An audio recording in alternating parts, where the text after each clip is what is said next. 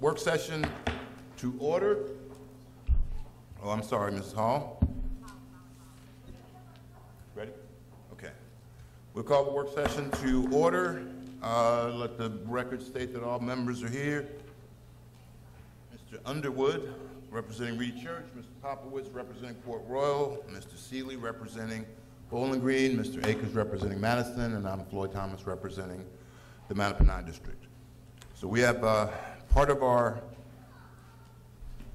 financial planning proposed borrowing session.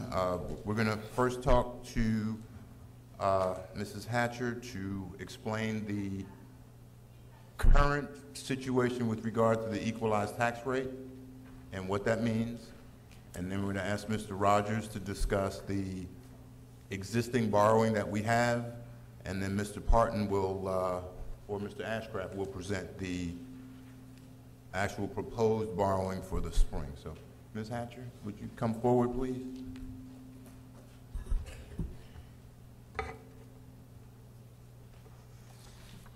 As you know, based on the initial reassessment, the average reassessment was going to be decreased by 16%. Given that, the equalized rate, which means the tax rate that you would have to generate the same income you did the prior year, was going to be 63 cents. The Board of Assessors, in their hearings, decreased some values enough so that the decrease in the assessment was going to be 16.9%, almost 17%, which is a full percent difference.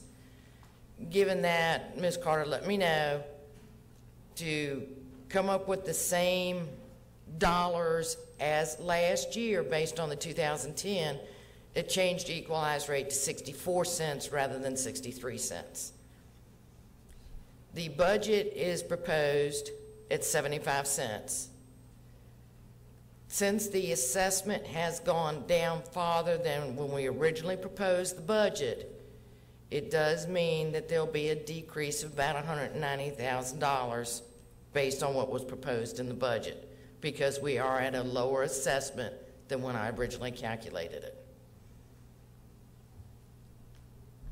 Questions for Mrs. Hatcher with regard to that overview? Any questions? Mike?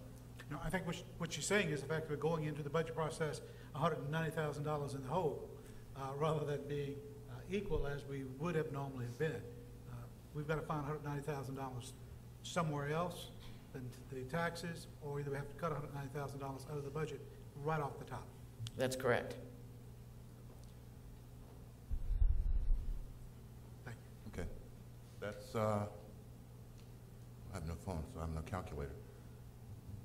Basically, if we're at 53 cents, if we go to 64 cents as the equalized rate, everyone will basically pay the same taxes. That's correct.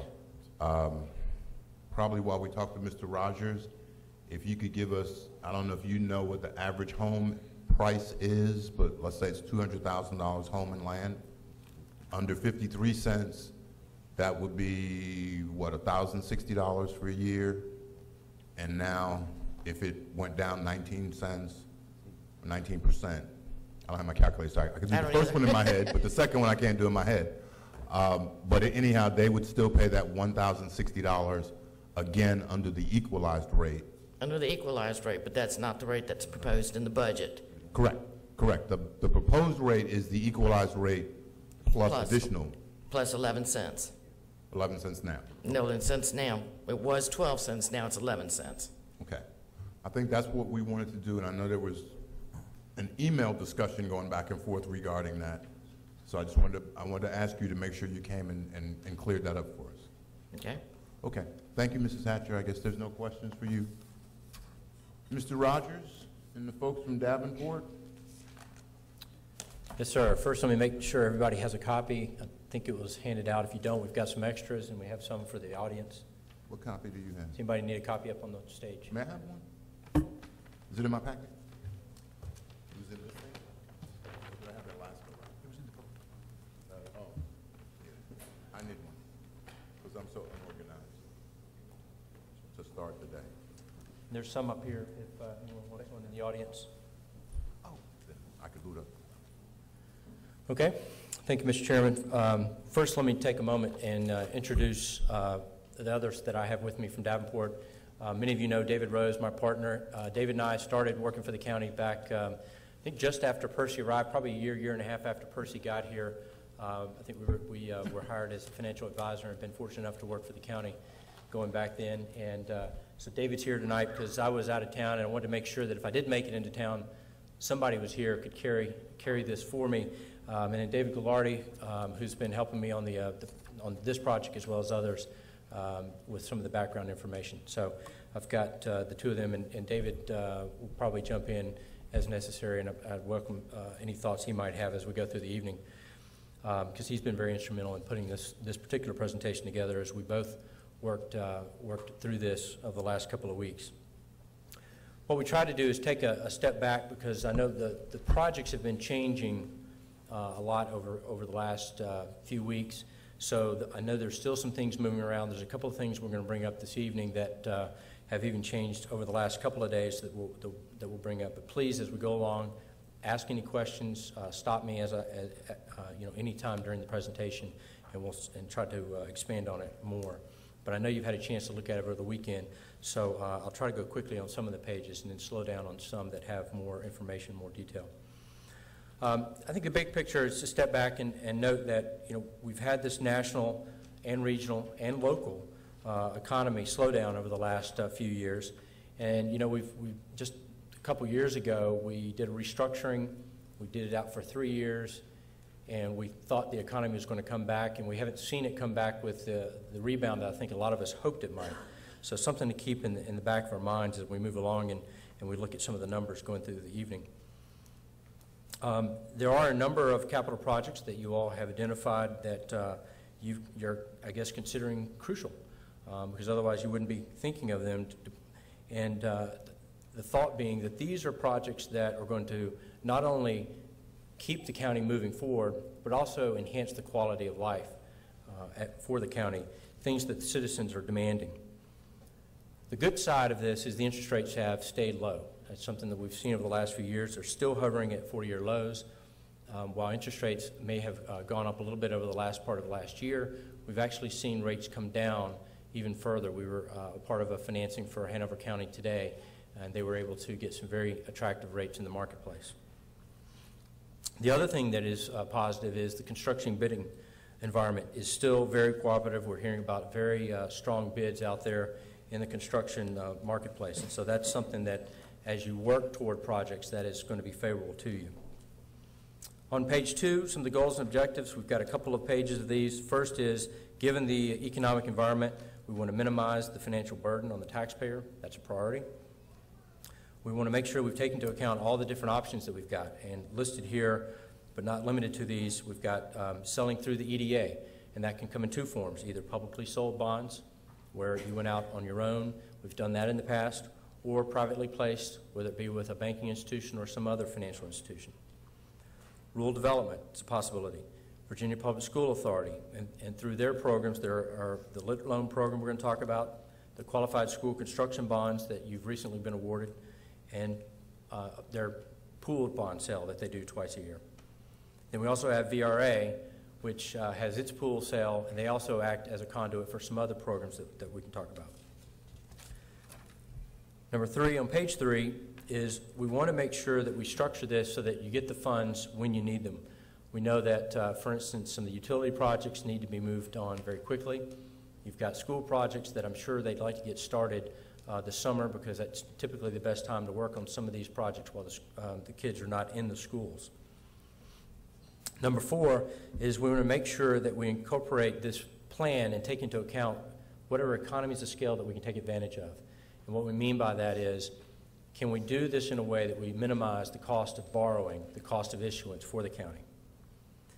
And number 5 is something that, that we haven't focused on in the past, but something that we want to make sure that you all take a look at. And this is where we're going to see, I think, some cash flow savings in a few pages when we compare a couple of different options here.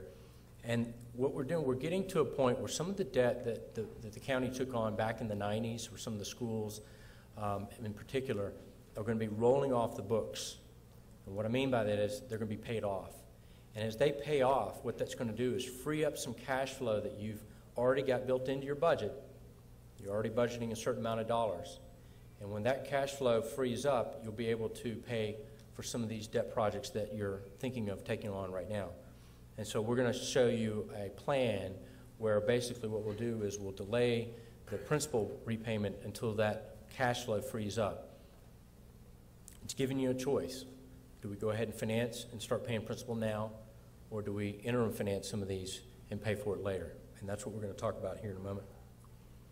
We want to take advantage of potential future below-market interest rate monies, the LIT loan program. We'll talk further about that in a little bit. And then we're going to consider the utility capital funding separate. So for the moment, in the next few pages, I want to talk about just general fund and school projects. Then we'll come back and we'll talk utility projects. Since that's self-supporting in nature, we want to kind of keep that off to the side and talk about it separately for the moment. On page 4, it's just a summary of the projects as given to us by staff in terms of the amounts and those that we're considering for the spring. The YMCA, we've been discussing a 25-year amortization, $6 million. We've got the 2 projects at the high school, the HVACs at $3.75 million, the renovations at $5.75 million. We've got school buses, and we've got a replacement ambulance. Then we've got the 2 utility projects that we'll talk about later in the presentation, the drilling of the wells for water supply, and then continuing work on the permit for the future water withdrawal. So with those projects on page 5, what we've done is we've listed out various funding options and the ones that basically work and don't work. For instance, VRA has told us that they can't do the YMCA. We've talked about that in the past, that it doesn't fall under their governmental function that the General Assembly has given them authority to borrow for. Likewise, VPSA, which is only for school projects, can't do the YMCA, nor could the literary loan. We've listed as low under certain of these, namely VRA and rural development, for places like the high school projects, because VRA, while they can't do certain school projects, they may be able to do, let's say, the HVAC, because it's talking about renewal projects in terms of HVACs and things like that. On the other hand, rural development, typically they don't do schools, but they've told us that they have done schools, but it's not something they typically do. They said that typically you can go through and do that through VPSA just as in terms of size. They can't always give you enough money to do these projects, and you can go through VPSA just as easy. That came directly from the rural development folks. In terms of utilities, basically we've got the EDA, either a standalone or long-term interim financings, VRA, rural development, and then of course VPSA and the lit loans couldn't do the utility projects. So really what we're looking at as financing vehicles are the EDA are going out and doing this long-term, and by long-term what we mean is we go ahead and start paying principal back immediately. For short-term or interim financing, what we would do is go out, we'd borrow the money, we'd pay interest only for a certain amount of time, and then as options came available, or as time went on, we would take them out with more permanent financing. We'll talk about that in just a moment. Then we've got the other financing vehicles with VRA, rural development, VPSA, and lit loans, and those could be sources of repayment or takeout for this interim financing, as we're going to discuss. On page 6, we've listed out, there's a lot of detail here. I won't go through everything because I know you've seen it. I'll try to hit some of the highlights. But we've tried to list out the ratings of these various programs, the interest rate ranges as we see them right now. Would funds be available immediately, meaning if we went to them right now, could we get the funds within, let's say, 30 to 60 days? The timing of the financing, when could we actually go and do the financing if the funds are available? And then would there be any reserves needed or not? With EDA, county standalone long-term, this would basically be the county going out on its own rating. Now, the county doesn't have a rating, so what we've done is we've looked at the finances of the county compared to other localities that we work with in Virginia, as well as looking at some of the guidelines that the rating agencies put out nationally and looked at some of the ratios and things like that.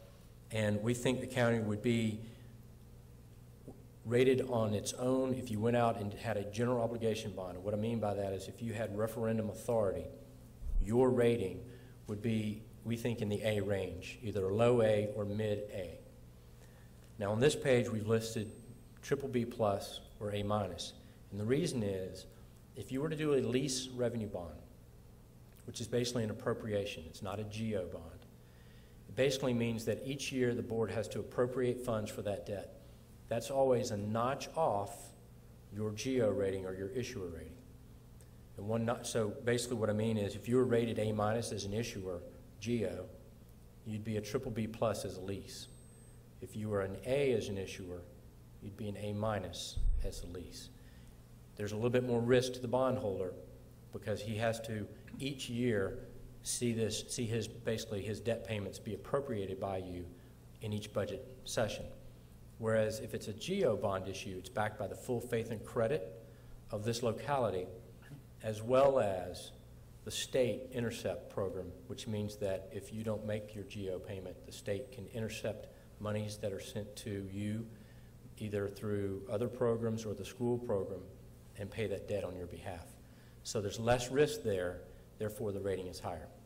Now, Mr. Rogers, the difference in those two is one is a moral obligation when we make the appropriation each year.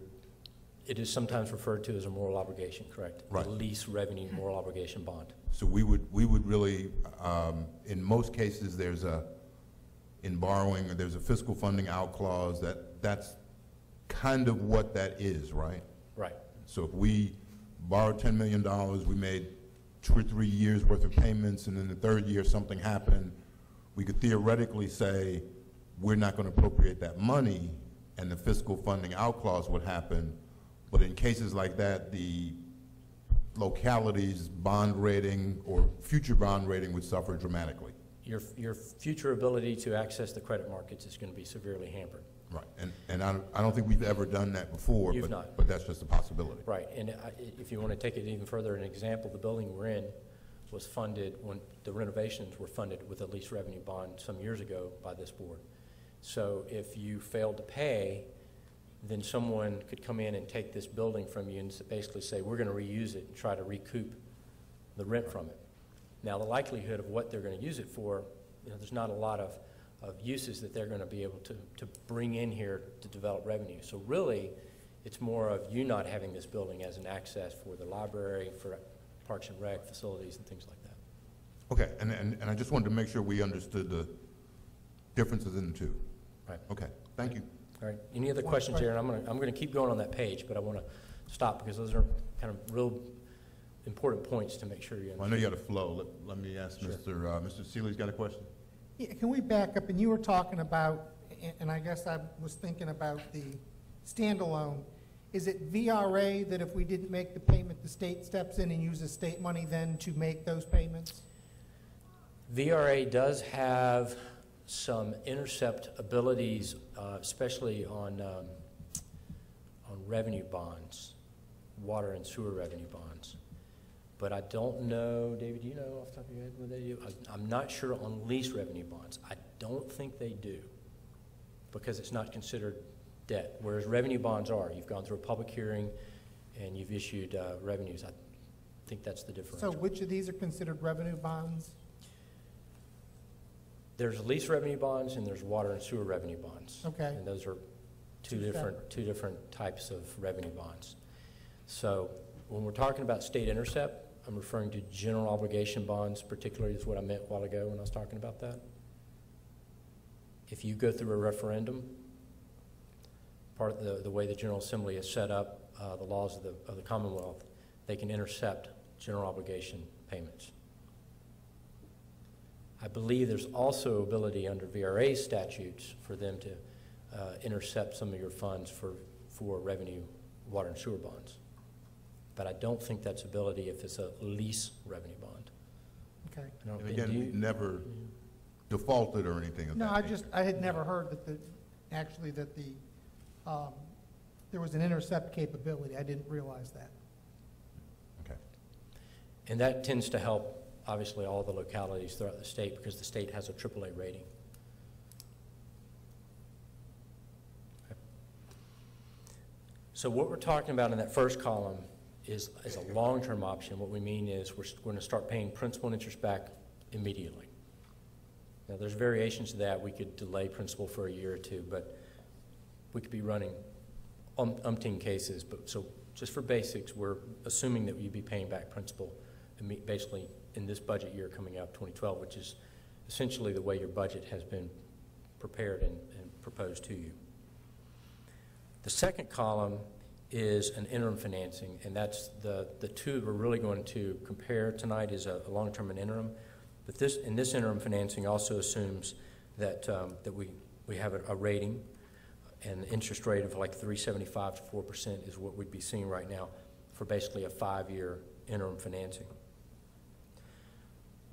And again, that could be taken out by any number of ways. We could come back and take it out as a standalone EDA issue. We could take it out through VRA, take it out through rural development, VPSA or lit loans. There's different ways we can take this interim financing out.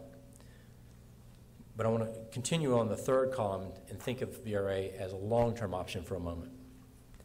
Here, they have a AAA, AA. They have a blended rating. Part of the bonds are sold as AAA, part of them are sold as AA. So what we're showing you here is a blended rate.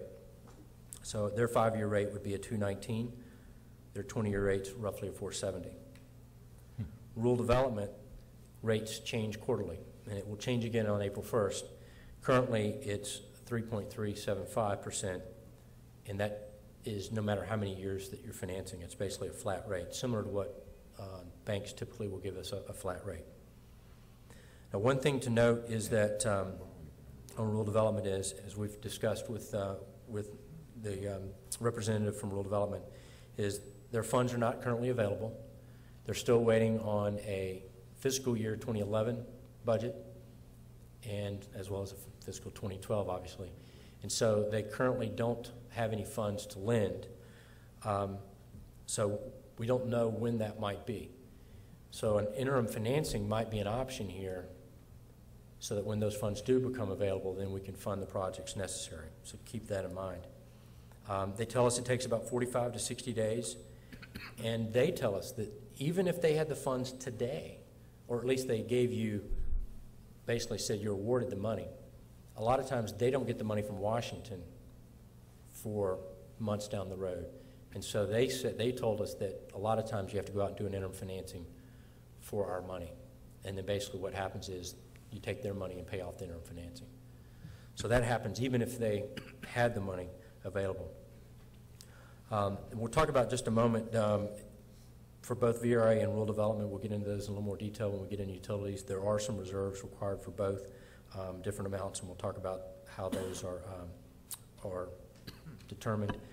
And I'm sorry, I didn't mention that if we do go out and do a long-term financing on our own as a lease revenue bond, it would require a reserve fund. That's typical in the marketplace for a lease. Again, it's that risk factor. The reason that's in place, if you decided not to appropriate the money, it's 1 year's debt service that sits in the bank with the trustee on behalf of the bondholders that's used to pay debt service, so it buys a year of time to hopefully work out any issues that have arisen because of the non-appropriation.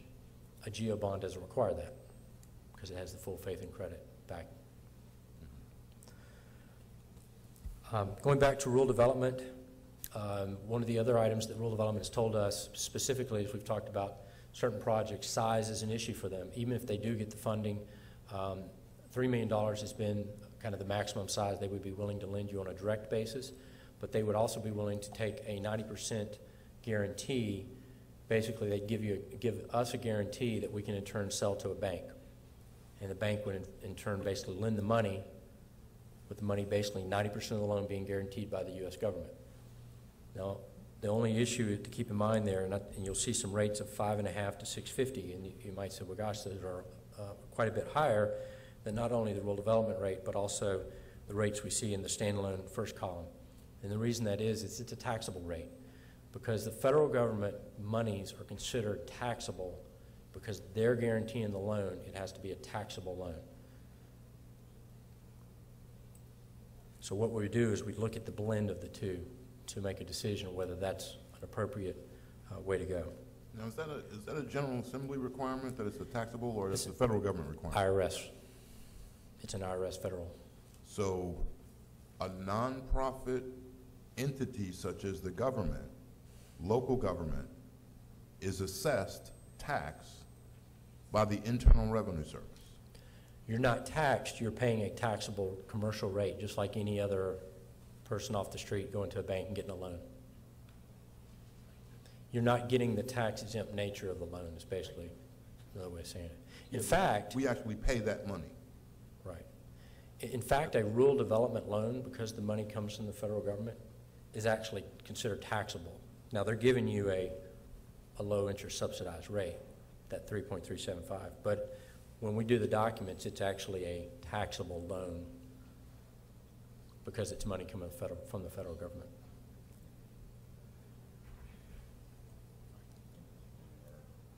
Oh, The interest being earned is not tax-free.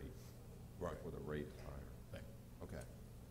And, So the bank's not getting a tax-free loan, okay. I was just and you're wishing- not either in this I was case. just wishing for Steve Forbes again, but that was another story. Right. Now you're going to go through these different percentage rates and whatnot, but you will eventually recommend a vehicle and Yes. we'll see a price. Right, I want, yep, You're just working up, I'm working toward it. sorry, I didn't mean No to- problem. I didn't mean to kill the drama. No, it's okay. And one last thing on that piece, and these are quotes that we've gotten from two different banks, a high and a low. You can see there's a big difference between the two. And we, again, that's going to be, the approval time is 45 to 60 days. That's through rural development, because they both, it's a package deal. Rural development gives you basically an okay on both sides at one time. VPSA, their ratings are AA+. You can see the various interest rates right now. They're roughly 1% better than if we went out on our own and did it on a standalone basis on the lowest end, on the A- side. The one thing about VPSA is their deadline is coming up, and so this might be a good point just to talk about deadlines. The application is actually due Friday, and the school board has to meet and approve that before the application is due. But I spoke to the folks at the state, and they're going to allow, knowing that the board meets Monday night, that they can approve it Monday night and send it in Tuesday morning, and that'll be fine. But I think why is that important to you all is that if we're going to go through with a long-term financing through VPSA, we need the nod from you all so that we can tell the school board to approve the application. They have to approve the application. There's no requirement for you to approve the application, but you will have to approve the financing later on in probably in April. So it would come back to you. And we'll leave that open for the moment because we're going to talk about lit loans next. The other action for you all would be March 22nd, the next meeting for you. And basically that financing is going to take place in late April and would close in May. So you'd have the money basically, as we talked about, before summertime, so that the schools could get started this summer if that's their desire. On the lit loan side, 3% is the current rate that you would qualify for. Are the funds available immediately? The answer is no. It has been suspended and has been so for a couple of years as the state has redirected that money to other areas of the budget. So it would require, in speaking with the state staff level, basically the General Assembly next session, which would be the first of the two-year budget, they would have to put the funds back in there. If it didn't go in next time, then it would probably be 3 years out. They probably wouldn't do it on the caboose bill year.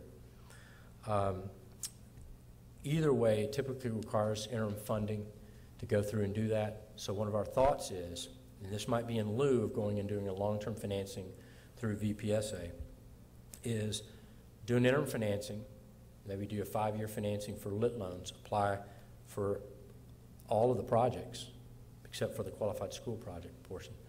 All of the projects through the lit loan program, put it in the queue, and then hopefully the General Assembly comes around in the next 5 years to fund that project. If it doesn't, we can always go back to VPSA and take it out. Okay. The last thing that we put in was a vendor lease, and that's specifically for the school buses. A 4% 10-year rate has been identified through one of the vendors, or the vendor that the schools have been using to purchase the school buses. So what we've done on page 7 is we've narrowed this down to 3 options. The first 2 are standalone, one assuming an A- on the bonds, the other assuming a BBB+ on the bonds. The last column being a combination of state, federal, and the vendor lease. And what we've done is we've assumed rural development for the YMCA with the guarantee picking up the second half of it.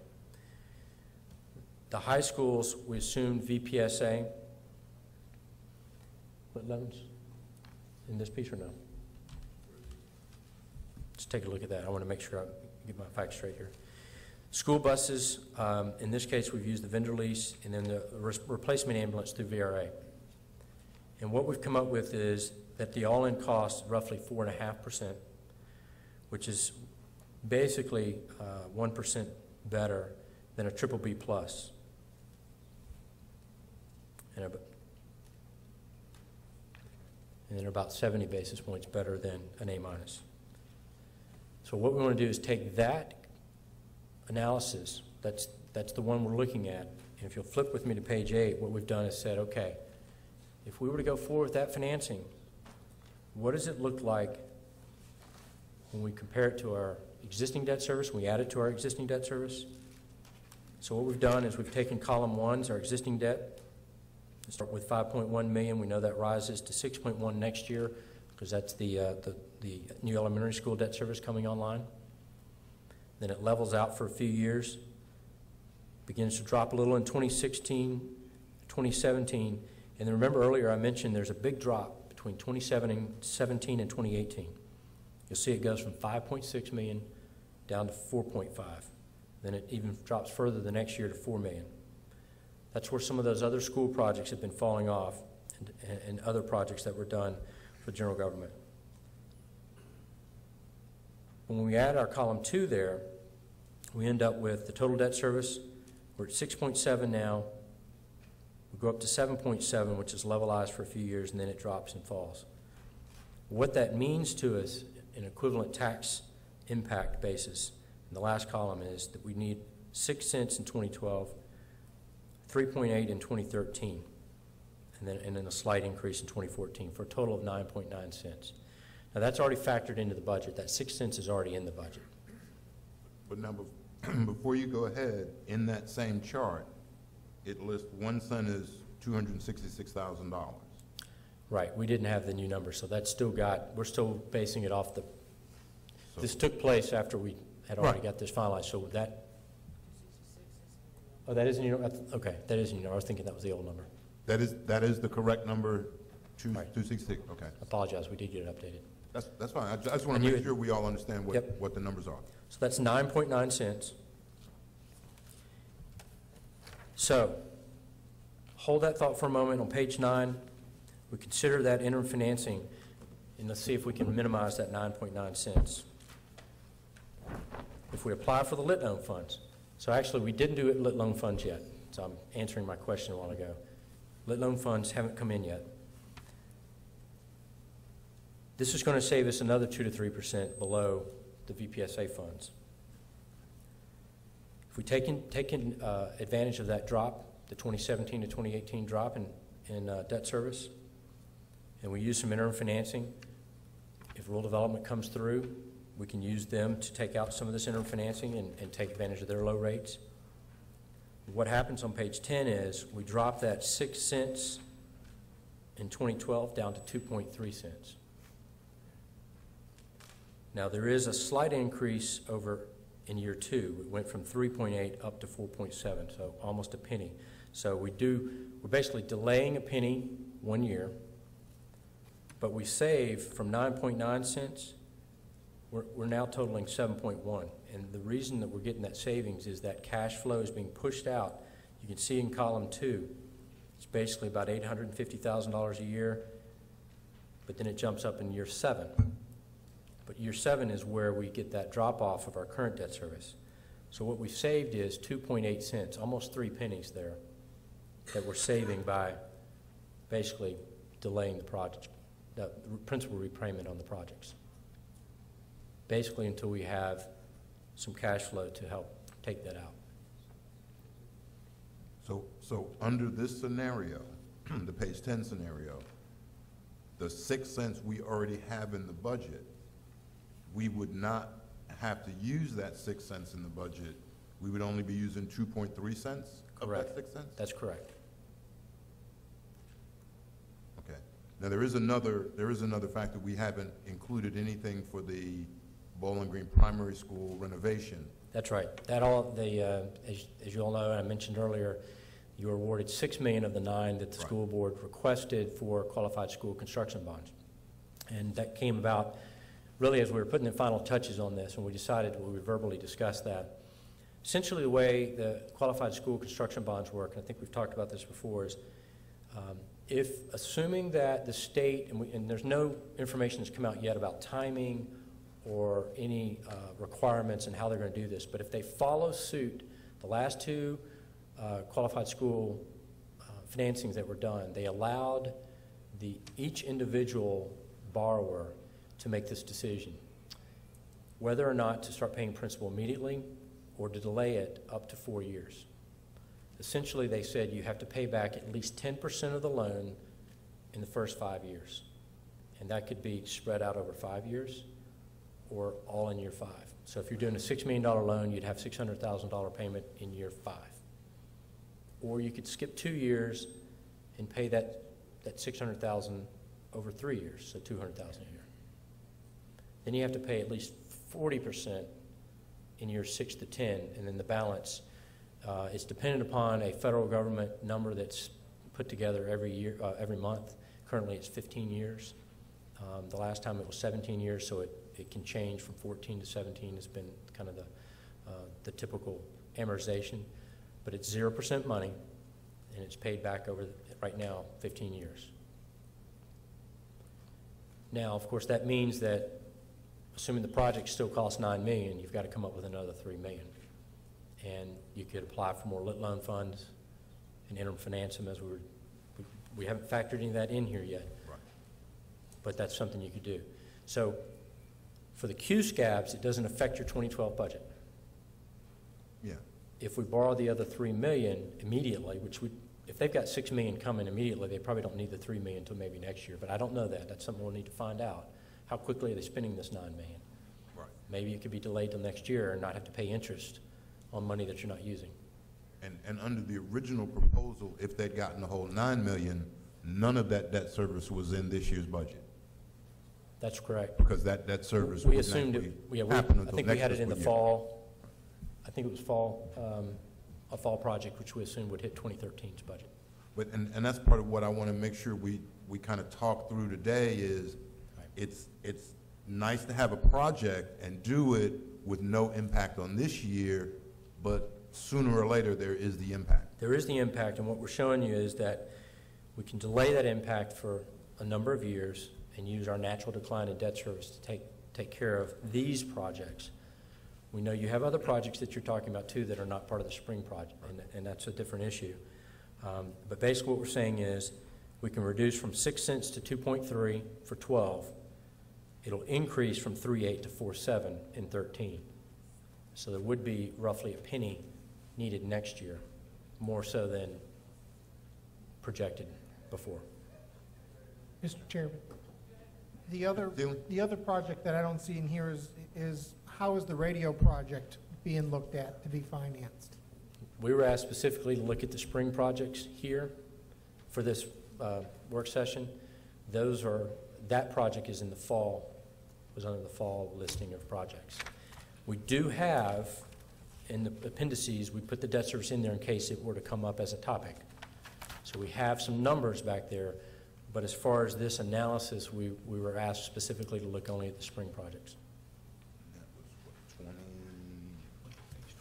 And maybe I could, before we go there, maybe I could just finish a couple pages here, because I think it's going to take, it really encompasses those future projects. And if I could, one of the things, there's two things to take into account. One is affordability, and that is paying for it, i.e. you've got to have the funds to pay for it out of your budget.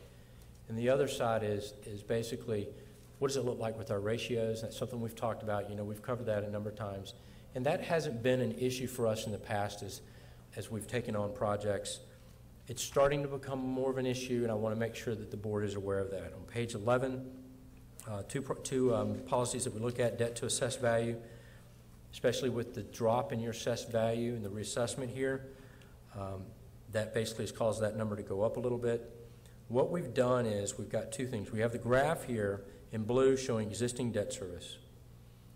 And what basically we're showing is the total outstanding debt as a percentage of assessed value. And we typically see a policy that would not exceed 4% of the total assessed value of the county. And you've been well below that. In fact, you've been well below 2% up until this point. And because of the reassessment, we're going to see that jump up slightly above 2% without any new debt. And what we've shown in that light green is just the spring projects, but not Bowling Green. And when you take those on, you're going to be getting up to 3%. So the question naturally is, well, how much more capacity do I have? What is that differential between that top of the green and the yellow bar? And you'll see that down at the bottom. We've shown it in a table. And these are basically cumulative as you go across. If you were to borrow an extra $40 million on top of these spring projects, you'd be right at that 4% level. But then you'd only be able to borrow the next year $2 million. And this is assuming basically a moderate growth of, actually, I'm sorry, there's no growth assumed. We basically did a flat assessed value going forward, just not knowing where things were headed at the moment. So essentially, what you're looking at over 5 years is about $54 million. Assuming you wanted to take that on and you had the revenues to pay for it, you're still okay there, I guess is what I'm saying. Because I know there's some sizable projects out there in the fall and spring coming up. That number includes the wastewater treatment expansion? Non-utilities here. Non-utilities, okay. Yeah, we're looking at just schools and general government. But I mean, I understand, and these numbers look outstanding. They make me feel really good. But I need the whole picture, and we need to talk utilities, because if I'm good on one side and terrible on the other. A fair point, but I'll say that if you do that, you're penalizing yourself because nobody else is taking that in either. In other words, when Hanover looks at its utility system, it doesn't put it in that assessed value category and look at it as that ratio. If everybody jumped off the cliff, would But it's a fair statement. I mean, it is, and you're right, but I think for us to make sure we have the whole picture, because this, I can show this to anybody and say, look, we're well below our 4%, we're doing great, we can borrow $53 million and change, and we'd be in great shape still, but I've got this big white elephant on the other side that helps my growth and helps my real estate taxes come in. But I need to make sure I'm factoring that in. Now, I understand, and I'll be patient. And you're right. There's a little bit of a gray area there. It's not self-supporting. We all know that. We hope one day it will be, but that's probably a ways down the road. Okay. Agreed. Well, let me ask you this. So is this the school debt also in this Yes, first sir. graph? General government and school debt. That is correct.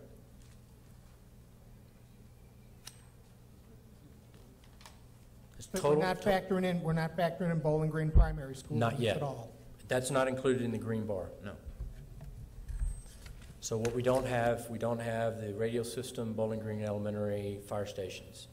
Right. I think those are the larger projects. Those are some of the projects we're going to consider, and we haven't necessarily said we're going to do any of the projects here, Granted. but we could use that as a numerical equivalent of we're going to borrow X amount of dollars, whether it's for one or the other. Rather than just assume you wanted to do those projects, we decided to show you what the differential is between the top end and basically the 4% level. Okay. The other ratio that we like to look at is total amount of debt as a percentage of your budget. And generally,